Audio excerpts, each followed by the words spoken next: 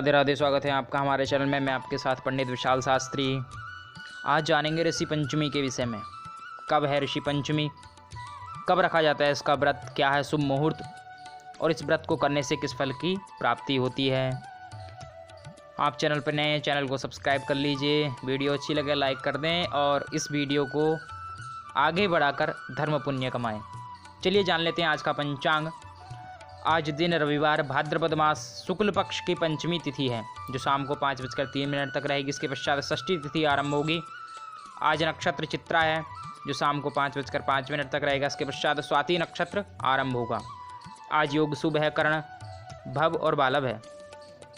राहु काल का समय शाम को 4:30 से आरंभ होकर 6 बजे तक रहेगा और अभिजीत मुहूर्त का शुभ समय 11:48 से आरंभ होकर 12:40 तक रहेगा। कोई शुभ कार्य आप करना चाहते हैं शुभ मुहूर्त में करें, जिसका समय प्रातः 9 बजे से आरंभ होकर 10:30 के मध्य रहेगा। शाम को शुभ समय 7 बजे से आरंभ होकर 8 बजे के मध्य रहेगा। तिथि के अनुसार आज बेलफल का सेवन नहीं करना चाहिए। दिशा शूल पश्चिम दिशा में है, पश्चिम दिशा की यात्रा ना करें। यात्रा करनी है घी खाकर करें, मंगलमय रहेगी। चलिए भक्तों जानते हैं ऋषि पंचमी का व्रत कब रखा जाता है, क्या है इसका शुभ मुहूर्त पूजन का और इस व्रत को करने से किस फल की हमें प्राप्ति होगी। ये जरूर जानना चाहिए कि किस फल की हमें प्राप्ति होगी।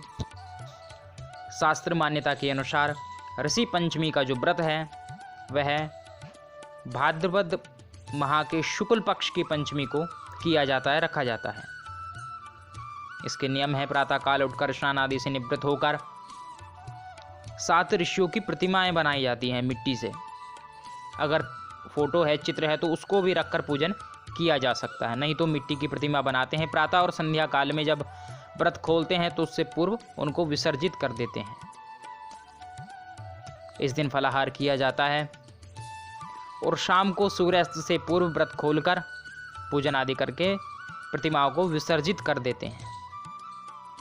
यह व्रत इसी प्रकार 7 वर्ष रखा जाता है और 8वें वर्ष में सप्त ऋषियों की सोने की प्रतिमा बनाकर, मूर्ति बनाकर विधिवत पूजन आदि करके ब्राह्मण को दान में दे देने का विधान शास्त्रों ने कहा है। ब्रह्म पुराण के अनुसार इस व्रत को करने से पूर्व जन्म के सारे पाप नष्ट हो जाते हैं। जो भी कोई भूल चूक, जो भी हमारे द्वारा कोई पाप कर्म हुए हैं वह नष्ट हो जाते हैं, समाप्त हो जाते हैं। उनका प्रतिफल हमें प्राप्त नहीं होता है और इस व्रत के फलस्वरूप हमें मोक्ष की प्राप्ति होती है।